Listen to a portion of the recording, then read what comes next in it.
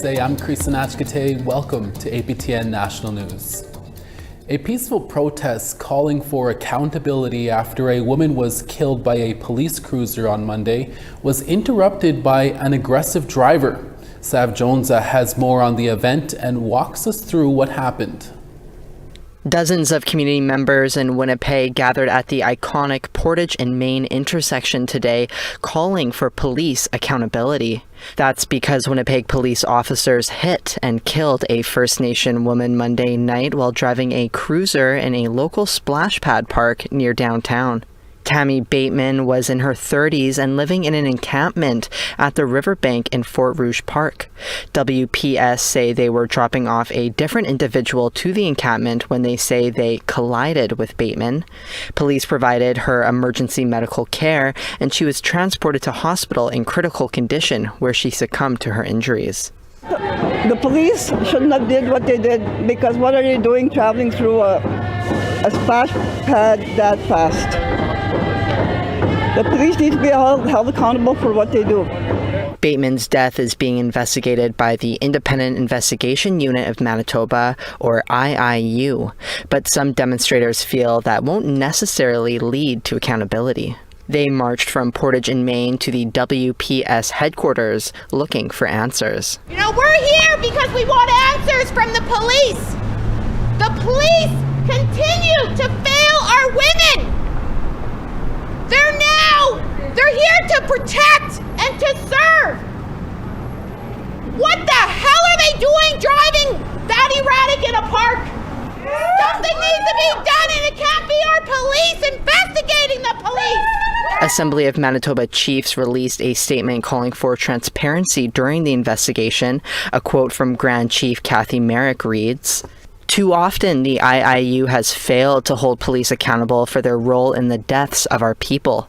Aisha Hudson, William Amo, Janine Walker, and John Agecoutay are just a few names on a long list of victims for who the IIU has cleared police of contributing to their deaths. What took place Monday night is not merely a set of tragic circumstances, and it is hard to see this most recent situation as anything other than police involvement leading to the loss of life." At a press conference Tuesday, WPS Acting Chief Art Stannard commented on how this will affect the public's trust in WPS. It's a step back. We work very hard and we pride ourselves in building trust and building relationships with everybody in Winnipeg, all communities, all people in Winnipeg. It's a step back. It's a step back because we can't answer their questions right now, and they're seeking answers right now, and we just can't answer that.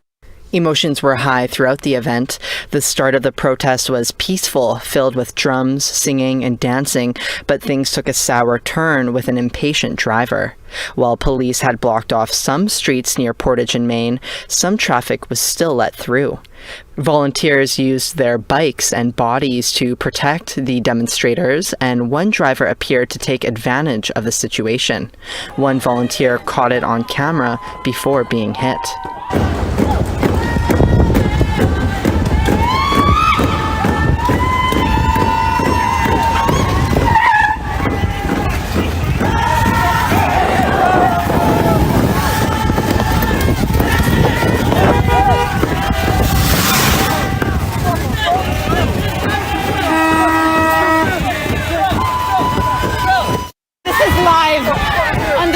Multiple people were hit.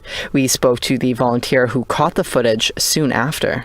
That's why there were a few folks in the community who was like, we're going to, help make sure we are rerouting traffic because the police weren't here to do their job.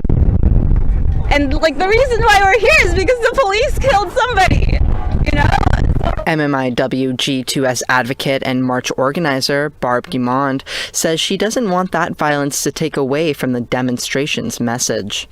This is supposed to be a peaceful protest. We're supposed to be here for the family. That shouldn't have happened at all, and I'm sorry about that. And I'm sorry to the young girl that got hit by the guy. Sav Jones, APTN National News, Winnipeg. Winnipeg police say they are investigating that incident during the rally, according to a police press release, as a form of de-escalation and at the request of organizers.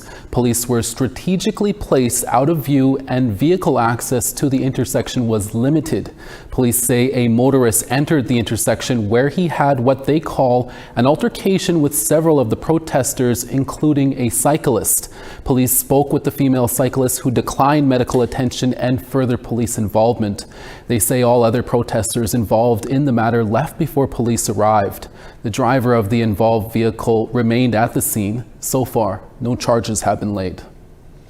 As the federal government fights in court to deny First Nations a right to safe drinking water, this week the Assembly of Manitoba Chiefs announced at a press conference they are supporting the Shamattawa First Nation.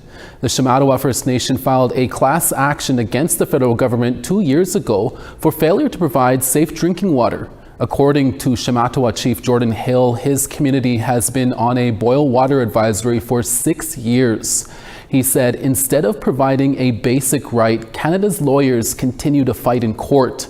Dennis Whitebird said the Assembly of Manitoba Chiefs stands in solidarity with all First Nations fighting for clean water. The federal government's position that First Nations do not have a right to safe drinking water on their reserves contradicts its efforts to pass Bill C-61, which aims to enshrine the right into law.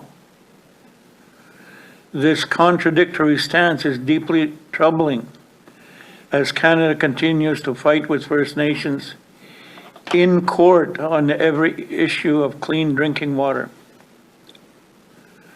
And in this era of reconciliation, First Nations are still forced to fight for basic rights that other demographics in Canada enjoy. Last month, we brought you a story about an Indigenous consortium's plan to purchase the North's biggest telecommunications provider from Bell Media. But as APTN Sarah Connors tells us, a public interests group request to learn more information about the sale has been denied. There's not much information about an Indigenous consortium's plan to buy Northern Telecom's provider Northwestel from Bell Media, and that's not about to change. The Canadian Radio, Television and Telecommunications Commission, or CRTC, sided with Bell and Northwestel that details of the planned transaction should remain confidential. I don't think that the public will get much information. That's the real loser here. In June, 60 North Unity, a group of Indigenous development corporations led by Yukon First Nations Telco, Dinaday Investments in the Northwest Territories, and Kitikmeot Corporation in Nunavut announced they would be buying Northwestel from Bell for up to $1 billion. News of the sale caught the attention of the Public Interest Advocacy Center, or PIAC. They say telecommunications is critical for the North. Population up there is growing fast, actually, and all sorts of new developments, and people need, for, like I said, for emergencies and stuff, it's sometimes more critical there. So I would hope that it's a public trust thing. The proposed transaction also caught the attention of the CRTC, which asked for financial details of the sale. Bell filed an abridged version of its answer for the public record, something it has the right to do under the Telecommunications Act to keep sensitive information confidential. But the PIAC said that wasn't fair to Northerners and asked the CRTC to make an exemption to make details of the sale public. It could be the best thing in the world for everybody. I don't know. Or it could be a mix. It's just doing it in the dark for such a big, major, important essential service is, I think, the wrong way to go about this. Bell refiled its answer with headings and names of documents as requested by the PIAC, but argued it had a right to withhold information about the sale. Last week, the CRTC agreed. It wrote to the PIAC stating, disclosure of the information could affect ongoing negotiations or allow competitors to anticipate Northwestel's business strategies. As such, the Commission determines that no further disclosure is required by Bell Canada and Northwestel in this case. Lawford says it's now up to the Competition Bureau to approve the deal. because I'm not sure the Competition Bureau will do as much as the CRTC. They usually work in a secret way. Bell and Northwestel say they agree with the CRTC's decision and that it's standard practice to keep competitive information confidential. Representatives for 60 North Unity say they realize there's interest in the sale and they'll have more details to share in the future. Sarah Connors, APTN National News, Whitehorse. Thank you, Sarah. We have to take a quick break, but when we return, we'll tell you how scammers are using artificial intelligence to target the rapper Creeson. An exclusive story by APTN. Stay with us.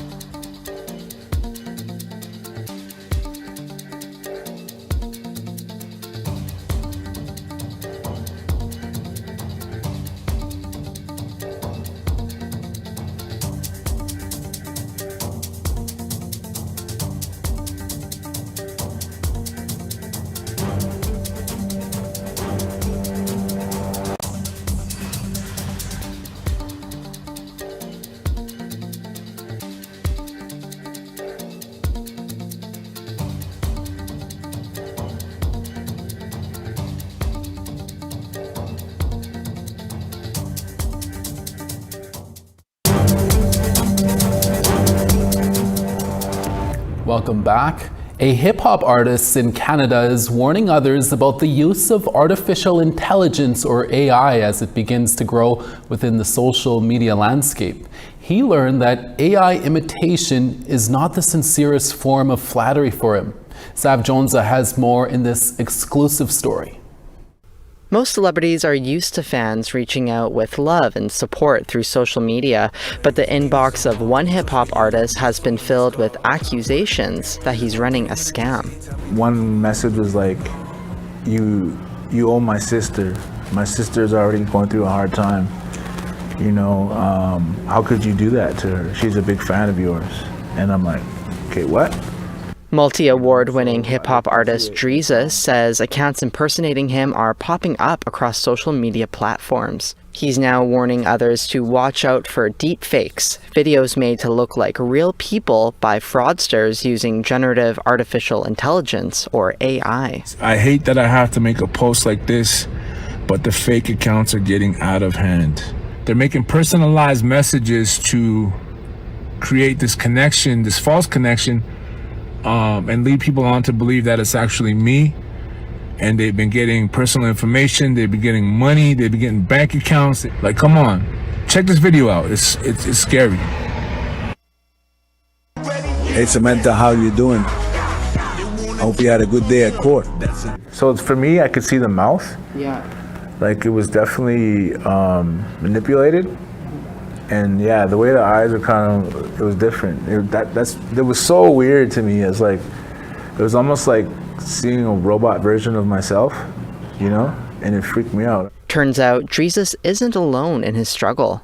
Just about every celebrity has been deepfaked. Ritesh Kotak is a cybersecurity analyst who specializes in emerging technologies. He says people used to need coding skills and sophisticated technology to create deepfakes. However, now the technology has become very simple, and you could literally use apps that you could download in the App Store to essentially clone someone's voice, recreate an avatar that looks very realistic of a particular individual. Kotak says some people use deepfakes to sway public opinion or just to have fun, but they're mostly used for scams for financial gain. Dreesus says that motive is not what he stands for and goes against his message of building up community. I just felt violated, and I felt so bad for the people who on the receiving end of that. He and his fans are reporting the fake accounts all the time, but he feels it doesn't seem to change anything. I feel like the emails just, you know, they're just like get lost in the metaverse, you know? Like, it's like, do they care? APTN News reached out to Meta, who owns Facebook and Instagram, as well as TikTok, the three platforms used by the fake accounts. Meta told APTN News that they've removed some of the accounts APTN News brought to their attention for violating their authenticity and scam policies. They added that in their second fiscal quarter this year, Meta actioned 1.2 billion fake accounts, with 99.7% of accounts actioned before people reported them. While TikTok continues to investigate, they remind others to report such accounts under the reason of impersonation. So social media companies can definitely do more, but it's essentially a game of whack-a-mole. You figure out 2 ways of preventing this technology from being used, and 4 new ways to circumvent those protection measures crop up. And that's just the rate of change that's happening in this space. So more needs to be done. There needs to be greater investment. But unfortunately, this is a 21st century problem, and we're trying to solve it with 20th century tools.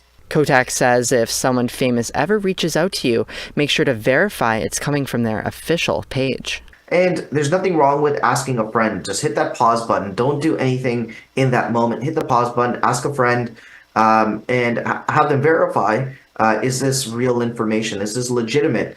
Or is it somebody trying to scam you out of your hard-earned money? Dreesus says despite the issues, he has no choice but to continue to use social media to share his work and connect with community.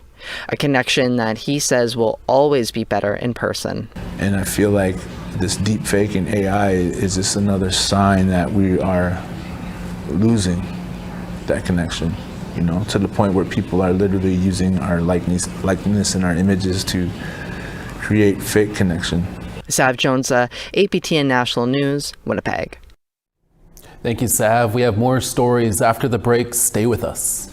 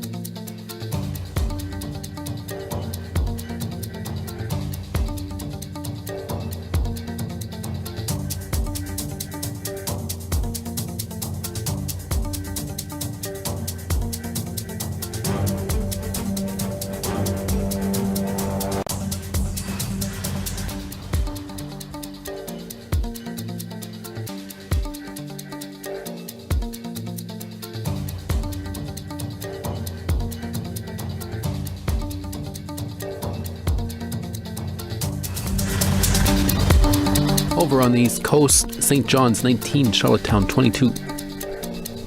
Cartwright 21, La Grande River 7. Gaspé 17, Val-d'Or 21. Toronto 22, North Bay 20. 21 in Aliot Lake, Sioux Lookout 12. 11 in Norway House, Thompson 11 as well. 13 in Winnipeg, Dauphin 11. 24 in Estevan, Saskatoon 11. La Ronge 12, Stony Rapids 11. Fort McMurray 22, Peace River 29. Lethbridge 28, Red Deer 24. 31 in Penticton, Campbell River 27. Prince George 28, Dees Lake 16. 18 in Watson Lake, Dawson 19. 15 in Yellowknife, Watee 19. Colville Lake 15, Sax Harbor 10. Chesterfield 11, Baker Lake 12. Iqaluit 5, and Clyde River 5 as well. This year's Paris Fashion Week will run from September 23rd to October 1st, and there has been a number of Indigenous models and designers gearing up to go and put their work on the world stage. Fashion designer Alicia Sutherland, the owner of Ali's Ribbons, is from the Peguis First Nation in Manitoba. For the second year in a row, she will be showing off her designs at Paris Fashion Week. Our Dennis Ward recently spoke to Alicia and her brand ambassador, friend, and model, Ocean Breer. Here's that interview. Ali, Ocean, thanks so much for taking some time to talk about this very exciting adventure you're about to go on. Ali, maybe for yourself as a fashion designer, what are you most looking forward to at Paris Fashion Week? I'm very excited for Paris Fashion Week. It's going to be my first time showcasing on a bigger platform. Yes, I was in New York, but being a part of Paris, you don't know who you're going to run into. You know, having my designs showcase overseas and all that stuff, it's overwhelming. I'm super excited, and most importantly, I'm going to be bringing a lot of my like Indigenous fellow friends and family with me on this journey. Nice. Wouldn't mind tagging along, eh? You know, like you mentioned, bringing it to such a big stage. What are your hopes for your work being showcased in such a massive venue? What my main focus is showcasing.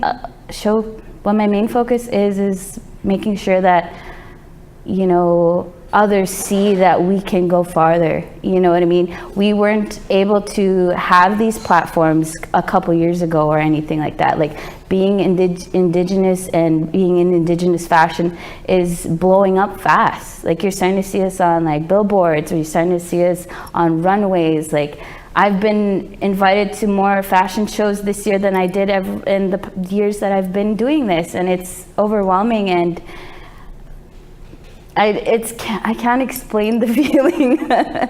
Yeah, I totally get it. I mean, we've been doing in the last few years so many interviews with designers that in the past didn't even seem to be on the radar. Mm-hmm. What's changed, and were there people that you looked up to?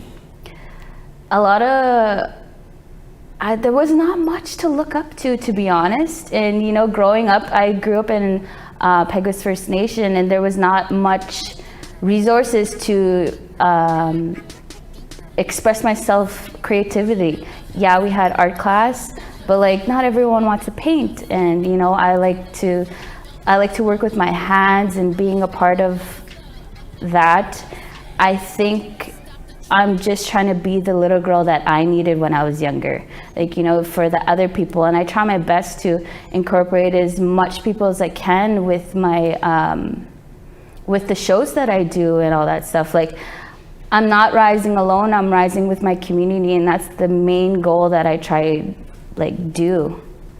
That is a great goal to have. Amazing answer. Maybe Ali, can you explain what kind of work goes into Ali's Ribbons? A lot of,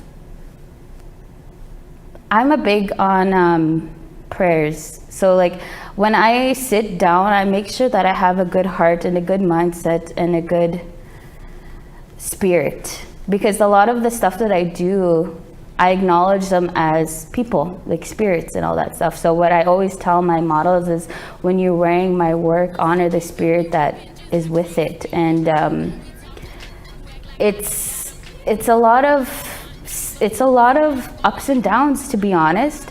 Trying to think of the next thing that you can do. Like, a lot of what I do is I go back and I watch a lot of couture shows, and I somehow, how can I bring ribbon work? How can I bring my culture to this and all that stuff? So it's a big process, and making sure you pray and you smudge and you have that good heart, things will come beautifully and naturally. Ocean, for yourself, what's this journey with Ali been like for you? As she was talking, I just felt emotional. Like, I still feel emotional. I kind of want to cry right now because like, I always wanted to be a model, yes, and I gave up on that dream throughout my teenage years, but Ali gave me the opportunity to go to New York with her last year, and that really opened up my eyes to the possibilities of what was out there for me, because that was something I didn't think that I was ever going to do. And, you know, New York being like the fashion capital of the world, you know, I grew up watching America's Next Top Model, and, you know, and like in this last summer, we've been fundraising together. And then when I went back to my home community, I did a fundraiser to help towards our expenses for Paris. And looking at the house that I grew up on, my reserve, I was like, my little res girl inside me was like, I would never thought that I would be, you know, walking this journey and being a model and traveling the world with one of my best friends. So. Awesome stuff. Ocean, Ali, congrats to you both. This is pretty amazing. Hope you have tons of fun over there as well, but hope you get a lot of eyes on your work you're doing. Thanks for being with us. Thank you for having us. Thank you, Dennis. And that's your midday newscast for this Thursday, September 5th. We hope all the school kids and high school kids are enjoying their new classes and teachers. Dennis Ward is back for your evening newscast in a few hours. Make sure to join us then. Hi, miigwech, masicho. Thank you for watching, and we'll see you again. Ekse.